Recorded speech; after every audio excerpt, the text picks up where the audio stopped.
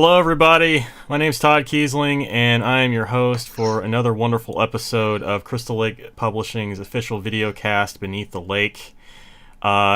Joining me today are two excellent authors. I have Armand Rosamilia and Bracken MacLeod, both whose work is appearing in the new Crystal Lake anthology, Twice Upon an Apocalypse, Lovecraftian Fairy Tales, which is out May 30th from Crystal Lake Publishing. Those of you who are watching now, or are just now watching, have never watched one of these before. This is actually an official exclusive with Crystal Lake Publishing's Patreon campaign. If you'd like to watch these about a week ahead of everybody else, you can go and contribute for as little as $1. And I think that about sums it up as far as that's concerned. So I'm going to stop waffling in front of the camera and let my guests talk for a little bit. We have Armand and Bracken. Gentlemen, how are you doing this afternoon? I'm doing great. Awesome. Me and Bracken are both doing great. Indeed. The consensus is that at least 2 out of 3 bearded guys on this podcast are doing wonderfully. Yes. I'm doing okay. I'm doing okay. So, guys, you have been brought together because you each have a contribution to this wonderful new anthology. And I have to ask, everybody has their first Lovecraft experience.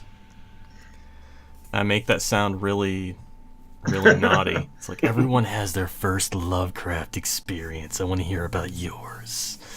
No, like how, where do your ties to Lovecraft begin? Like where, how far does that go back for you guys?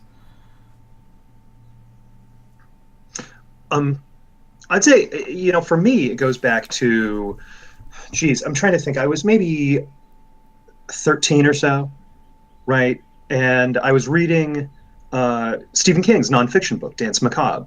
Mm-hmm. And he has a big section in there where he talks about Lovecraft and Lovecraft's the debt he owes to Lovecraft as a horror writer.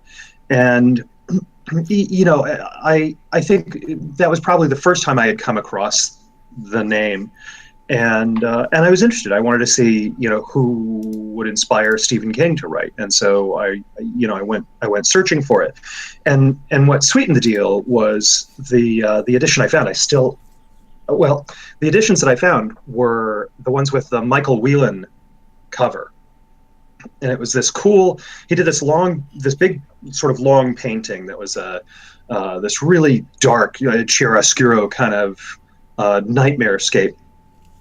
Yeah, and they broke them up into pieces. Yeah, I know what you're talking about. One for each book. And so, and then you could put them together and create the whole painting, by putting the books side by side. And that just sold it. I mean, even more was the Michael Whelan paintings. And so that's where I got my start with reading Lovecraft. I got my start at 12. I was, instead of a King fan, I was a Dean Koontz fan. So I read a ton of Dean Koontz from my mother's collection. My mother's still a huge horror collector, and going through her huge paperback library, I came across basically an anthology. And then when I was reading all these Dean Koontz types of stories that were thrown in there, all of a sudden, Shadows over Innsmouth was in there. Mm-hmm. And I at 13 or 14, the same as you, I didn't understand what the hell was going on, but it was just so damn creepy and so different for me that as I got older, as people started talking,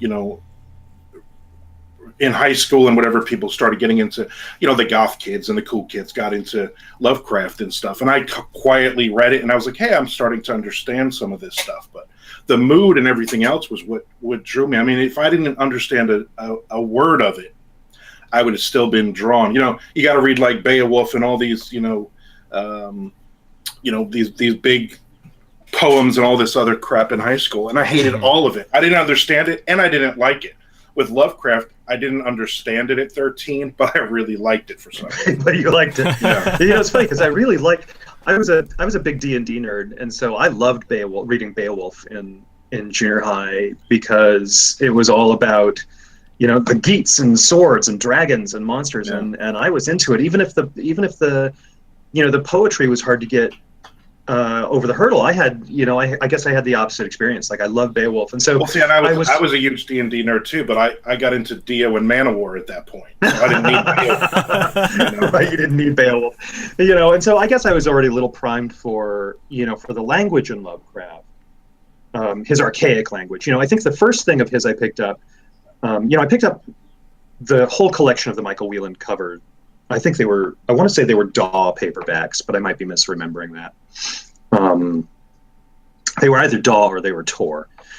Either way, the first one, I picked up a couple of them, but the first one I sat down to read was At the Mountains of Madness, kind of the deep end of the pool, because it's a novella. But the reason I did that was because I was 13 and my favorite movie at the time was The Thing, and Nice.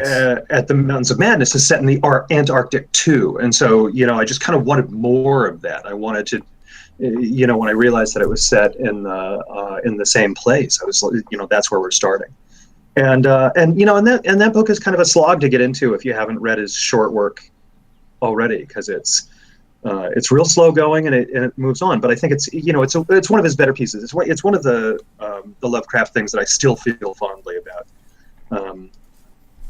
Or I should say very fondly about, because it lacks a lot of his more problematic aspects, and it has that neat Arctic tone that I obviously love. Yeah. I guess following the same, I guess I'd have to answer my own question as well, because it's only fair since I'm subjecting you guys to these these things. It's kind of interesting you mentioned the D&D aspect, because I grew up in a somewhat not really a strict religious household, but it was enough that D&D was the work of Satan, so I wasn't allowed. But I did have video games, and my gateway to Lovecraft, I would say, was actually the 1996 id Software computer game Quake, which are the same studio that made Doom. Yeah. And they had Quake had a lot of Lovecraftian undertones, and I remember there was a big mod community around it where people could make their own maps and stuff for it. Mm-hmm. And I played this one called The Shadow over Innsmouth, and it was a really good map, a really good level design, and I was going through the bookstore one day and I came across the same edition that Bracken was talking about, with the huge painting across the side, and I noticed one of the stories in this was The Shadow over Innsmouth, and a light bulb goes off in my head. I'm like, okay. So I bought that book, took it home, I read the first story in the collection, which was The Rats in the Walls, and I was hooked from there, because that story scared the shit out of me. It really did, and I was maybe 13 or 14 when that, when I, got into it. So I kind of see a definite trend with the Lovecraftian. That's kind of that's kind of the age, I think, among at least among people in our age bracket. Maybe, I don't know if it persists, but 13, 14, 15 seems to be the age at which Lovecraft has that greatest appeal.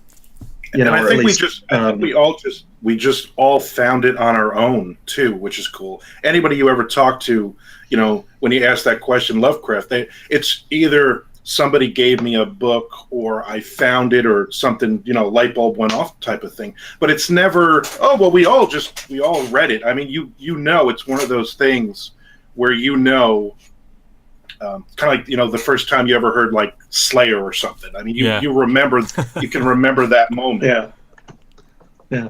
It's funny because in '83, Lovecraft was in print, but it was I was wrong. It was Del Rey. It wasn't DAW or Tor. It was Del Rey. But in '83, I think that Lovecraft was still kind of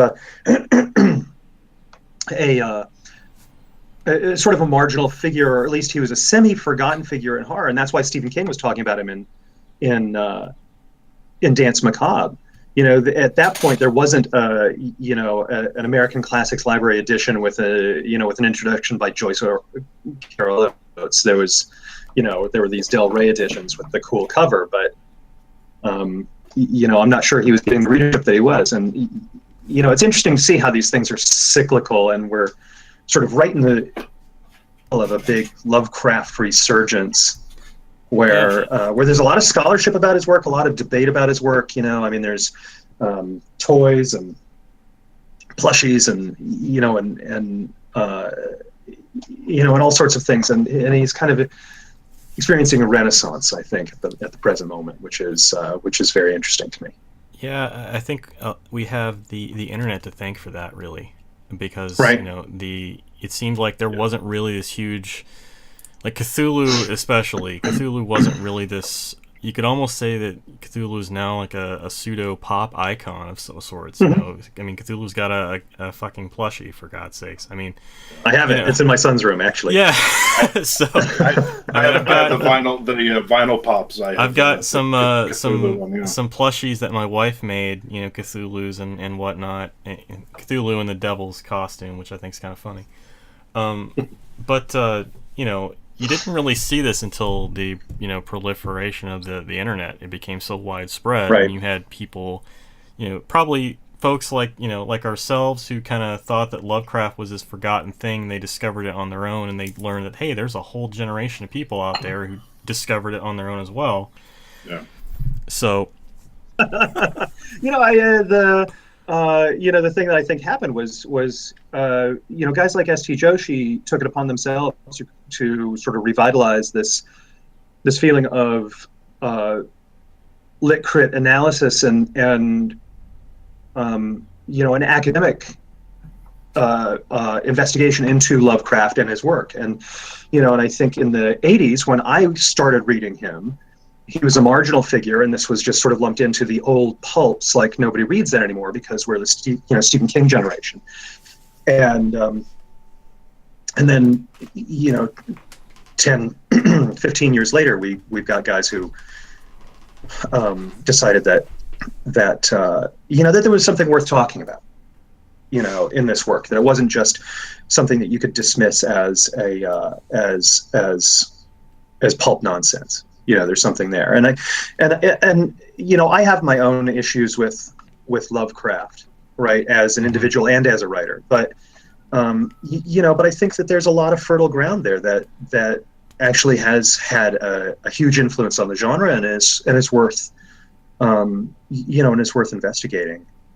Absolutely, and I think the internet definitely helped the community. It's the same thing with, we're all Dungeons and Dragons geeks. But back when we were playing, we had our own little clique of people, or handful of people that we hung out with, and you had no idea that there were millions and millions of other geeks out there that were playing at the same time we were. Now, every time I meet somebody, especially another writer, 9 out of 10 times Dungeons and Dragons will be brought up that they've played or whatever, and it's it's the same with Lovecraft. Back in the day, I was the only one reading it. Yeah. You just reminded me. I actually had. It was probably about the same time that I was looking at Dance Macabre. I had the original edition of D&D's Deities and Demigods. Yep, I still have it too. Do you remember how? So yeah, I don't know if you had this, Todd. Dungeons and Dragons had a basically a monster guide. It was a supplement to the game, and it was called Deities and Demigods, and it was all the sorts of things that people who were cheating at the game and had superpowered characters wanted to fight. So because orcs and kobolds were too easy, but they did two things in that book that they ended up having to take out, which was that they put in Michael Moorcock's Milne Bonayan, Elric, and all of that, and then they had a whole chapter on Lovecraftiana on the Cthulhu mythos, and of course they didn't get permission to use either of those in the book, and so they had to go back to press and do a reprint and take those 2 chapters out.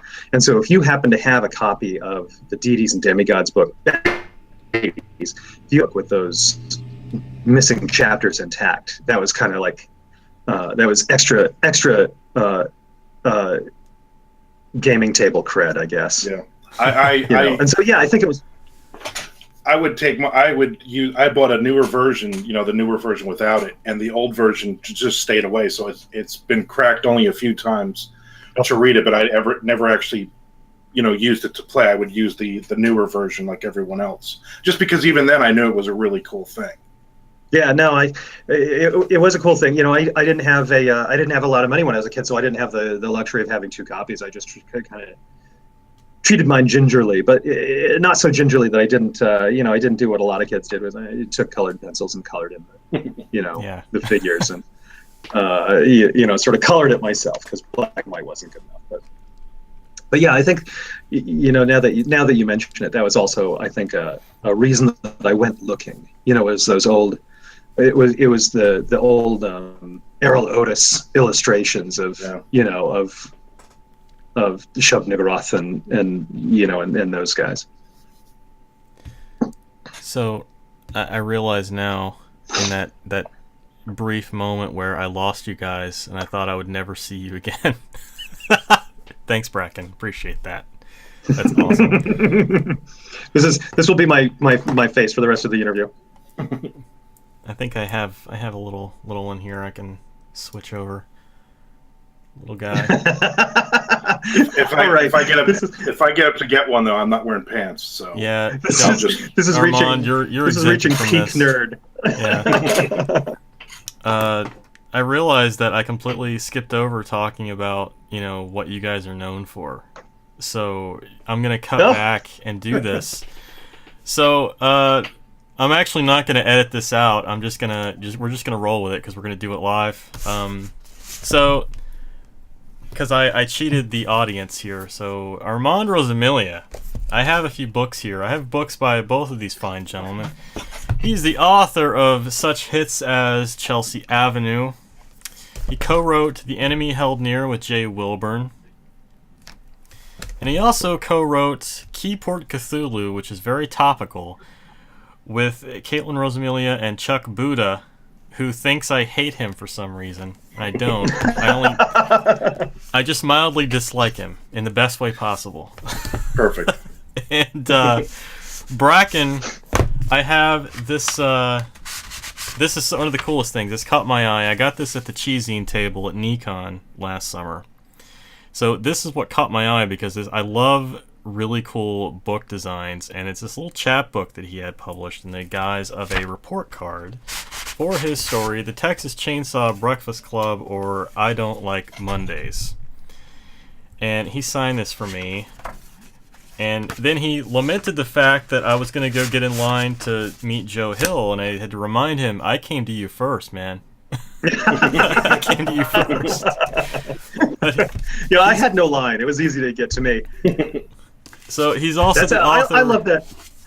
Go ahead. I was going to say, I love that chapbook. Every once in a while, I like to do a little chapbook like that. And that one kind of is going to be hard to top. Like every one I do, I get a little bit more presentation. And that one, it comes in a report card cover with everything filled out on the front, the blood splatter, and then inside it looks like a high school notebook. And if you look inside, I don't know if it'll show up on the video.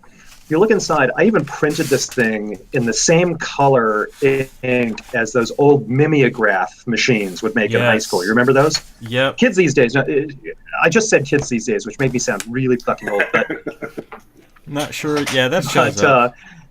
So kids today don't get to experience the mimeograph copy because they have actual copy machines. But back in the day, you'd get this paper, which was mostly alcohol and an alcohol-based ink, and you'd crank this roller and you'd roll off all these copies, and they would come out in this weird kind of purplish font.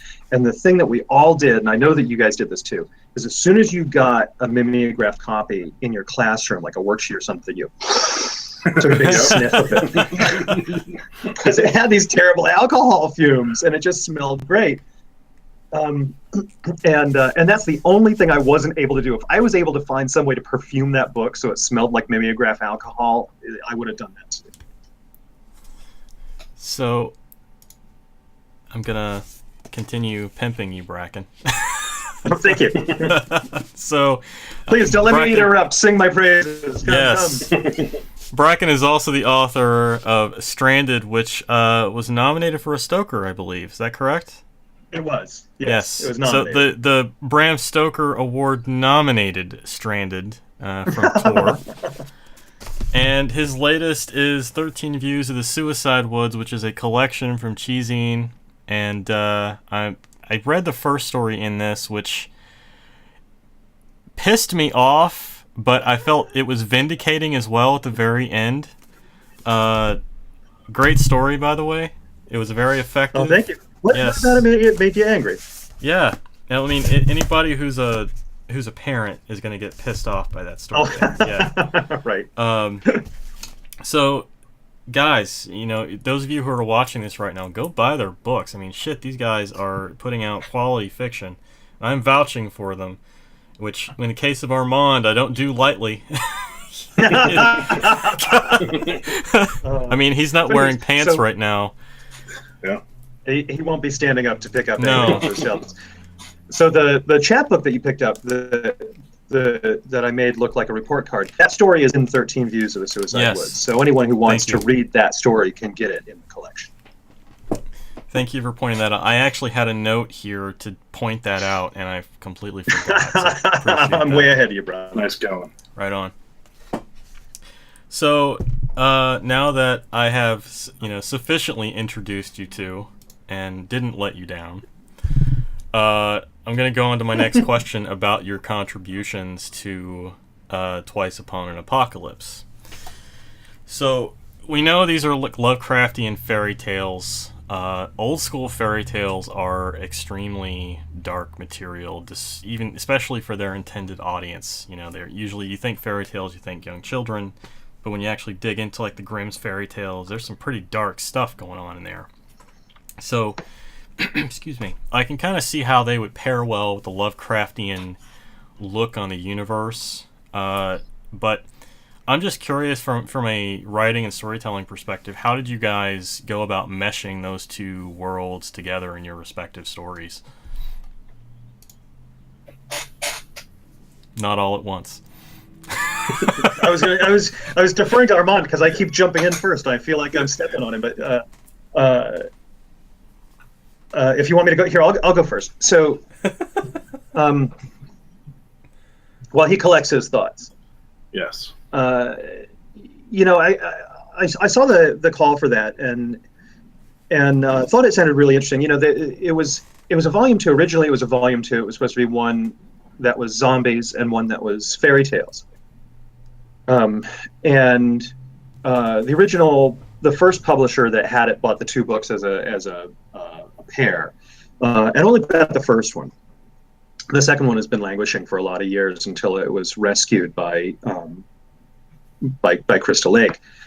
But the other call was zombies, and at the time I had no interest whatsoever in writing zombies, but I did want to write a sort of a cosmic horror story.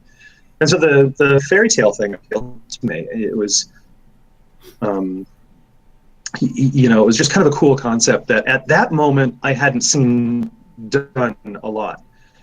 Intervening years between the call and finally, about to be published. There have been a few, sort of fairy tale mashup anthologies, but but this one came at a time where I was really excited by it, and I don't write a lot of Lovecraftiana. I don't play in that sandbox often, but every once in a while I like to. So it was fun to get to mash up Hans Christian Andersen and H.P. Lovecraft. That's awesome. It was for me. It was weird because I had just written, and and of course this anthology goes back a while. I had just written a short story for another, like a Twisted Fairy Tales anthology, where I basically The Wolf Who Cried Boy was my story. So it was a take on werewolves, and then a boy, comes onto their property, and so I was kind of in the groove there. And then when I saw this anthology, a bunch of the stories had already been mashed up.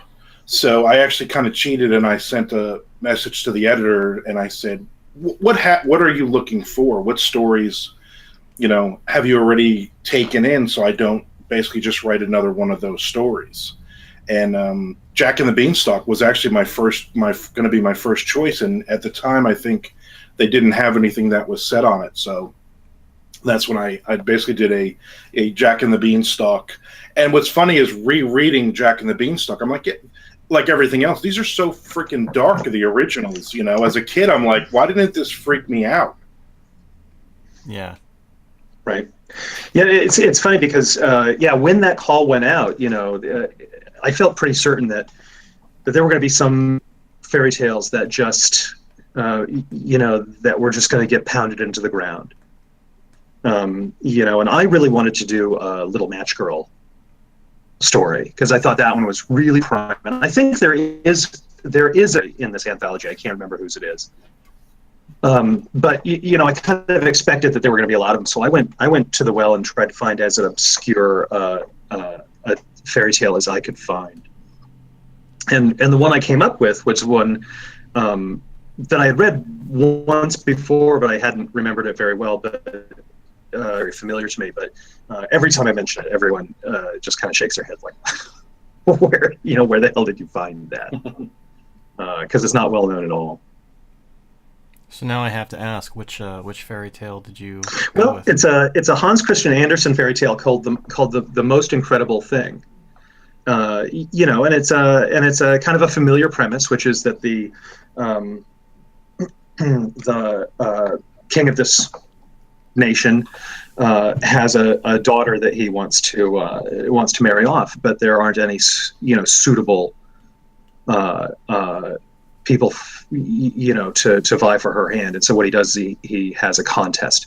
The person who can bring him the most incredible thing will win a portion of his kingdom and the privilege of being married to his daughter.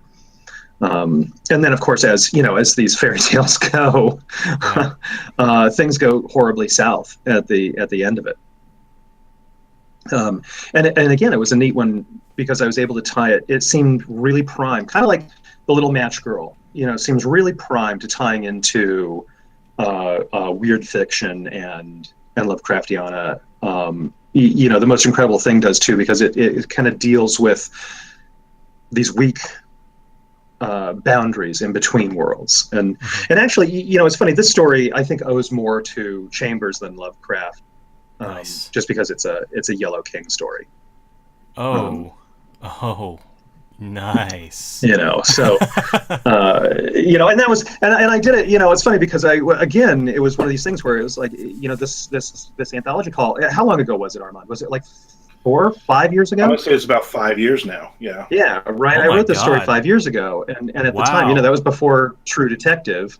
Yeah. And I wrote a Yellow King story, a Carcosa kind of tale, and was very excited at my creativity, and then the first season of True Detective came out, and suddenly I'm riding along with the trend.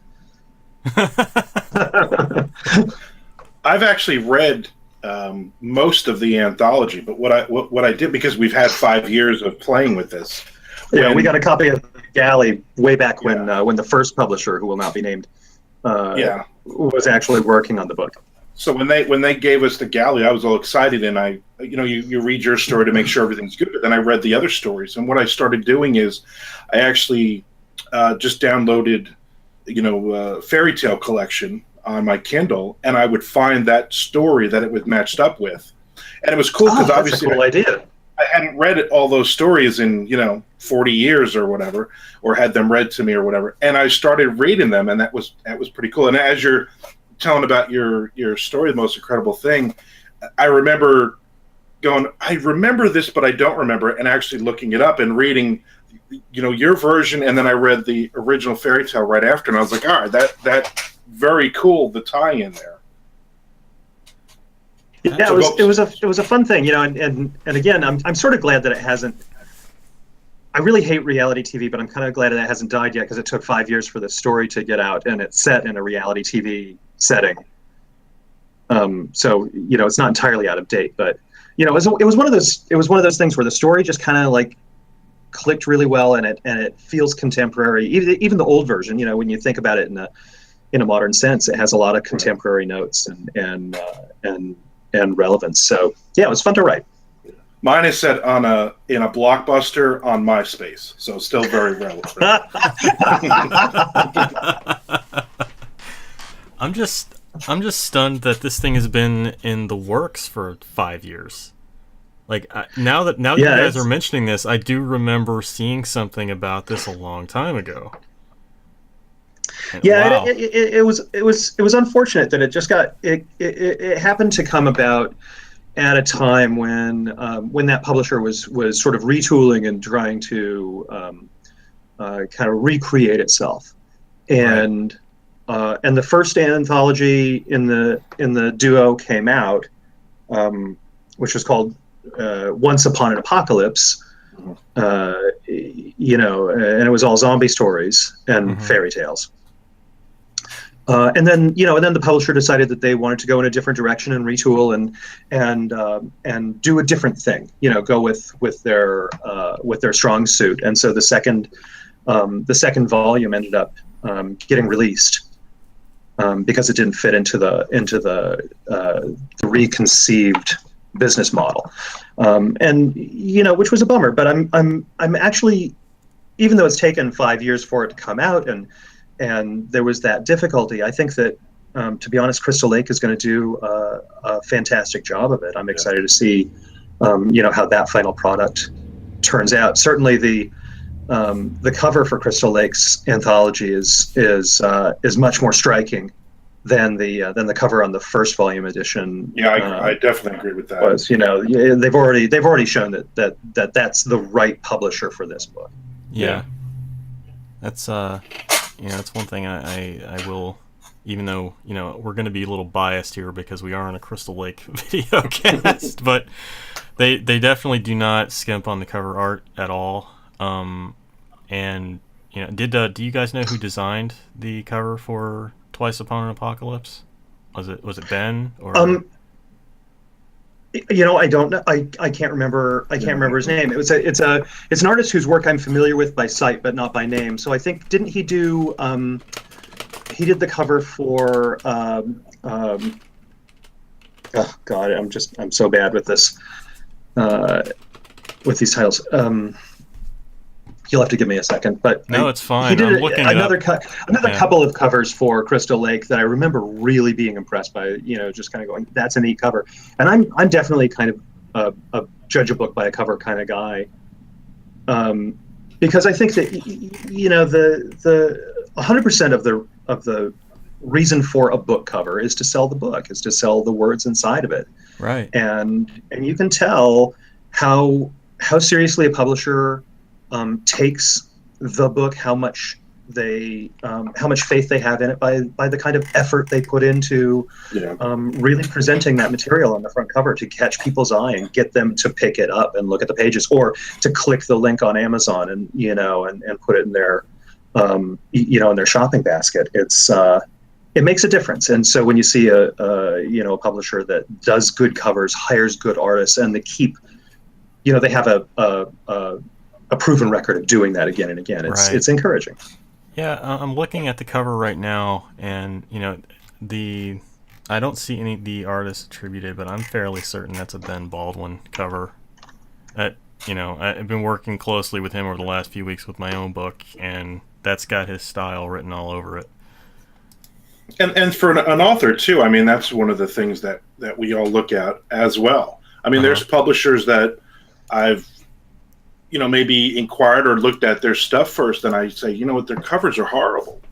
And I don't want my book, and I've dealt with that before in the past where I've had covers that were really bad working with a small press that I should have known better. And, I've had a bunch of stuff with Crystal Lake, and that was one of, Joe always pays attention to that detail on every part of the book. And that's what I love when, when it first got brought up, Crystal Lake, and, I think that was one of the things, and honestly, Joe had sent me a message, and I'm sure he sent it to a few of the other authors that were in the book, and he said, what's the deal with this? And he did his homework on it. Why is this taking so long? And asked a lot of questions and stuff. And I pushed him. I said, please release this book.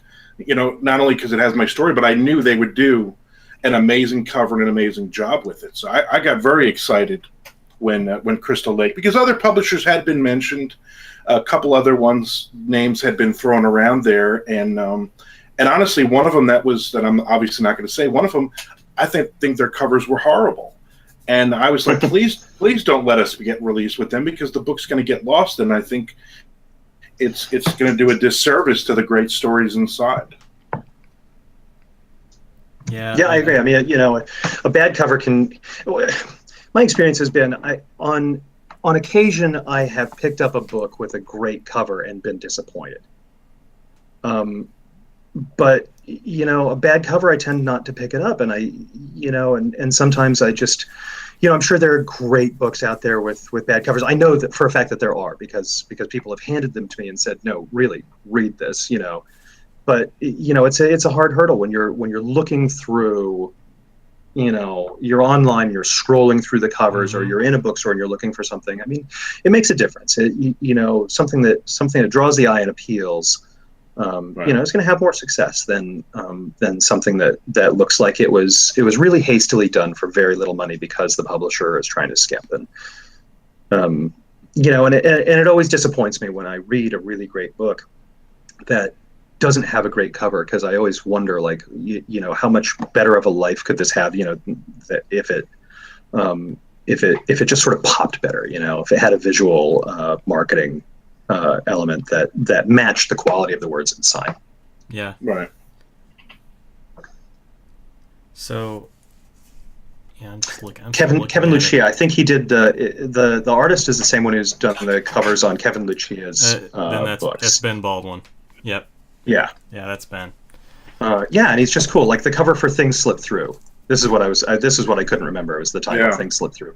It's just such a cool cover with the girl and sort of the thing, swirling around her, and it's provocative, and it's well painted. And, it's neat. So, no, it's and it's a great book. I like his style. Yeah, and Kevin's a great writer. Yeah, you can't go wrong with Kevin's stuff. You really can't. I've yet to read anything bad by Kevin. So, Joe, I know you're going to be watching this later. Obviously, we have hold you in high regard. We love you so much. Are we cutting where we badmouth Joe for that last 20 minutes? Yeah, we're gonna cut that out. We'll just cut that out, Armand. Because I think you went a little over the top, Todd, with some of this personal stuff, to be honest with you. Okay. Honestly, as a former attorney, I have to advise that you cut those sections so that you can avoid litigation.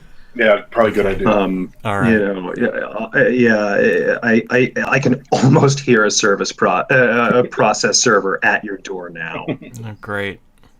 Getting sued for libel and whatnot. That would be great.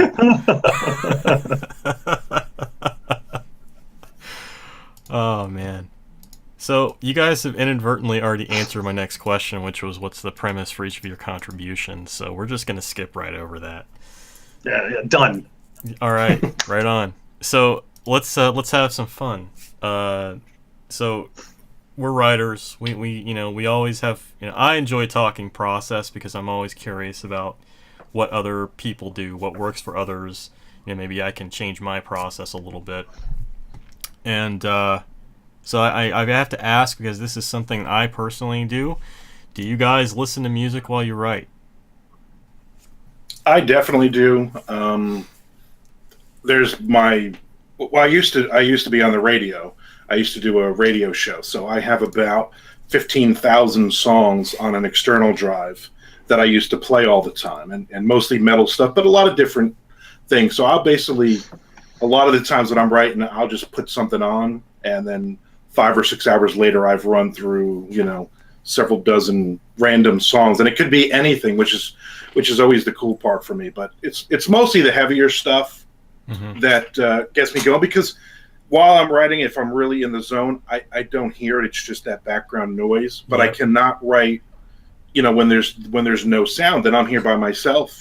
I'm sitting home while my wife's at work, and there has to be something. There has to be a fan on, or there has to be just the baseball game on in the other room on low. But there has to be that noise, or I just can't think.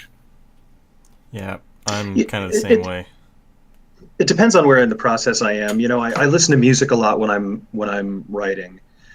I don't don't tend to go random. I try to pick something that matches the tone and the tempo of the scene I'm writing. So I pick more upbeat music for action and downbeat music for quieter scenes, because I'm trying to get into a headspace, and the music helps along with that. Sometimes it distracts. Sometimes the music isn't right for the scene, and I have to turn it off, and I just write in silence because honestly I don't have the time to find the perfect soundtrack for any scene at that moment. If it's not clicking, it goes off. But the other thing I do is, when I rewrite, once I've gotten the first draft out, I tend to rewrite, and I tend to read everything I write aloud, whether it's a short story or novel length work, and because the vocal cadence, verbal cadence of the book is is interesting, and it's a way for me to pick out things that I'm missing when I'm proofreading. I'll miss typos and missing words because my brain is filling them in. It knows what I wanted to do in that scene. But if I read it aloud, I trip over those moments because there's a missing word or whatever. And so I read everything aloud, and when I do that, I can't have music on. I have to be able to hear voice going through the material. So to answer your question in a wholly unsatisfactory way, it depends. Yeah, I as far as like reading over it aloud, that's something I do. I usually take the opportunity to kill two birds with one stone, and I read it aloud to my wife, and that way I can get that first thing. I know. She's subjected to this and horrible... I've met Todd's wife, and she doesn't deserve that. She's wow. Yeah. And I saw Ann Patchett speak once. She wrote a book called Bel Canto. She's written several brilliant books, and she was promoting at this time. She was promoting Bel Canto, and she had said in this speech that that asking anyone to read your manuscript, and I'm going to extrapolate here and say listen to, asking anyone that you're not sleeping with to read your manuscript more than once is not permissible. That's awesome. That's great. I'm going to use that. I'm going to use that. Well, it hasn't resulted in divorce yet, so it can't be all that bad. I'm pretty sure she would have kicked me to the curb. Go ahead. It's funny because my wife is my first reader. She's sort of my ideal reader. She gets my my style and usually what I'm going for. And because she's not a writer, she's a scientist. She doesn't read like a writer, like people in my writers group or my friends, my other writer friends do. She reads like a reader, and a lot of the time she'll pick up things that I don't think other people I send work to do in the same way, because she's not reading for with an eye toward this. She's reading with an eye toward this entirely other experience with the work, so my wife Heather gets everything I write first, and she's usually the very first line of defense against my bad writing. She tells me when something doesn't work, or I missed a point, or that character would never do that. So I get where you're coming from, Todd. Yeah, my wife's is the same thing. She's the first reader, and it's usually the more brutal stuff of what the hell are you trying to do here, or I don't understand what this scene even means or anything else. And a lot of my beta readers, I tried to have them as readers, because as a writer, whenever you read anything, and we all do it, I can sit down and read a book and go, I would have done this with this scene I would have hit this scene from this angle, because we're constantly writing. And I get that a lot when I had a lot of beta readers who were fellow authors who we trade, you read mine, I'll read yours type of thing. I would always get those notes that were, well, I would have done it this way, or this, and I'm like, I don't know, I don't want it in your voice. I want it in mine. That's not a helpful note, right? Because they're not the ones writing the story. Right. Yeah. Go ahead, please. For the reader, for somebody who I know is a fan of my stuff, or someone who's just wants to beta read that's new to my style, I love those people coming in. I like to mix those up because they understand what I'm trying to say, especially in a series after they've read 2 or 3 books, and then here you want to read book 4 or 5. They know the story and they know where it's going, and they're always excited when I do something a little different. I do a little swerve or something, but you never get, oh, I would have done this, because they're not authors. My wife is not an author. So my wife reads it as completely as a reader like yours, which is, I think, is the perfect way to do it. Yeah, it's a good, it's a good first pass to have, is to have somebody who's, not looking for, necessarily for refinement of style or how you would say this in the most economical way, or someone who's reading it for enjoyment, who's reading it for impact. And without an eye toward nuts and bolts, right? Because ultimately, when the story is published, if it's published, the majority of people who are reading it are going to be reading it for those purposes, for enjoyment, and they're not always going to be looking at nuts and bolts. And that's what that's for me. That's what the editor's for on that pass.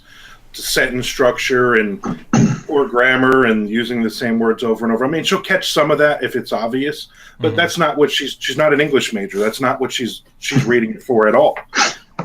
So it's just the enjoyment of, it's more of, this character makes no sense, or you've written this kind of part before, or hey, you're being lazy here, or her favorite when we first dated, I had already put out almost 100 releases at that point, and she started reading my stuff to catch up, and because she wanted to read it, and a lot of it was, I love this book, but you rushed the end, and every story was, I love this story, but you rushed the end, and it made me realize, well, wait a minute, I was writing novellas that probably should have been novels. So there are more places more places than just in the bedroom where your wife wants you to slow down. Yeah, pretty much. Yeah. Wow. I can't argue with that, for Bracken. Well done. It's like I just went through I went through 5 minutes just to set him up for that.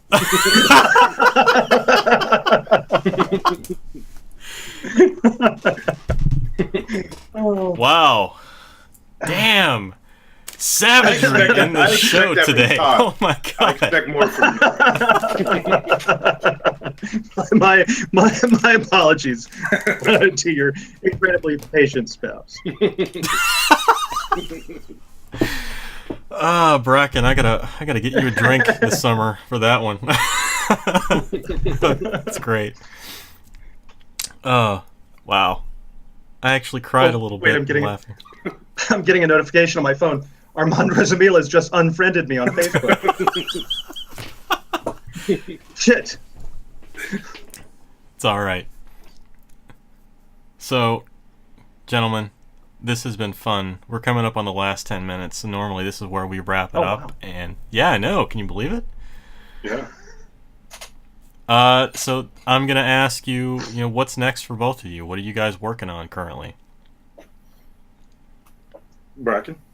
I've got a couple of things in the works. The next thing that's coming out after Twice Upon an Apocalypse is my next novel called Come to Dust. That's coming from Trepidatio Press. It's an imprint of Journalstone. That's a novel that we did a hardcover limited edition a few months ago with Brian Keene's Maelstrom imprint at Thunderstorm Books. This is going to be the trade edition that you can get in a paperback and an ebook. And it's a book I'm real proud of. It took some doing to write because it was emotionally very difficult piece. It's about kids who die and come back to life. And I'm really proud of this book. And then right now I'm working on another more secular thriller, more in the vein of my first book, Mountain Home. That's the work in progress.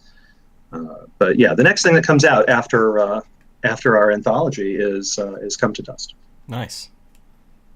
My next release will be Twice Upon an Apocalypse, and then next month We're in June, end of June. I'll have Dying Days 8, which is my zombie series, and then there'll only be one more book after that, which will come out in November, and that will be done.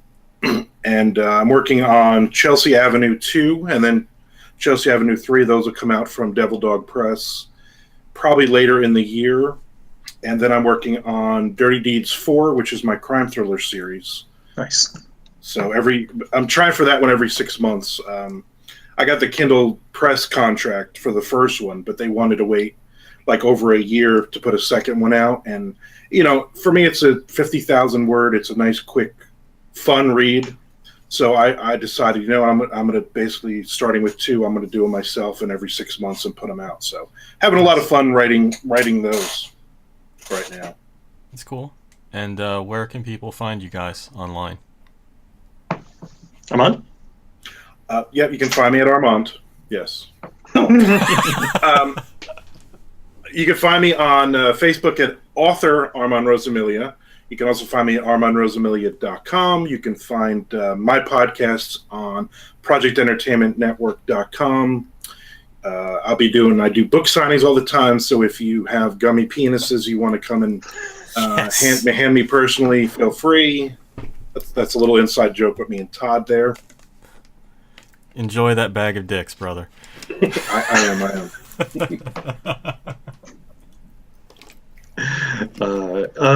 I've had a lot of this. I mean, I think I might be the last person in the world without a podcast. A lot of the same places. So you can go to BrackenMacLeod.com. That's MacLeod.com, and that'll take you to my blog. I'm on for my books on Amazon. I'm all over there. I'm on Twitter and on Facebook just under my name, Bracken MacLeod. I think the author page is Bracken MacLeod-author on Facebook, and that's where I'm at. But yeah, if you enter my name into Amazon or Barnes & Noble, you'll find all my work. Bracken, after I inevitably get fired, you're welcome to apply for this position as host of the shows. Well, hey, I think this has gone very well. I mean, considering that it's No Pants Sunday, none of us have stood up. Yeah. So yeah, absolutely. I mean, it's, I don't want to embarrass you guys or anything, so I'm not going to stand up. So, like I said, when I get fired from this job, Bracken can be the new host.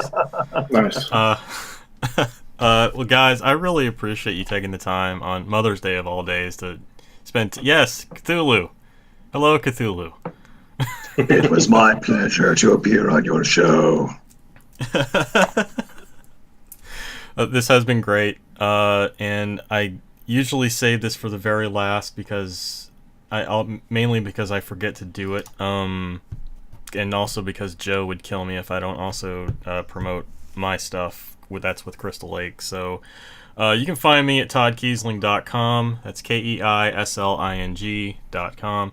I have a novella out right now with Crystal Lake called The Final Reconciliation, which is a mashup of The King in Yellow and progressive metal. About a progressive metal band called the Yellow Kings. It is available in ebook and audio, performed by the wonderful Joe Hempel. It will also be in print in the forthcoming collection, Ugly Little Things Collected Horrors, for which we just unveiled Ben Baldwin's amazing cover design just this past week. Really excited about that. That comes out September 15th from Crystal Lake as well. So, folks, thank you for tuning in and watching us. You can find more of Crystal Lake Publishing's Beneath the Lake episodes at our YouTube channel, Beneath the Lake. Also, don't forget, if you want to get the heads up on these interviews, you can also pledge as little as $1 to Crystal Lake Publishing's official Patreon campaign. Every little buck helps, and you also get loads of other freebies and inside scoops on cover designs, illustrations, interviews like this. Also, I think there's also each author gets their own interview time with it as well, aside from the video cast. So it's a lot of great stuff for very little money. Please consider pitching in and helping out Crystal Lake Publishing. So thank you again for watching, and we will see you later.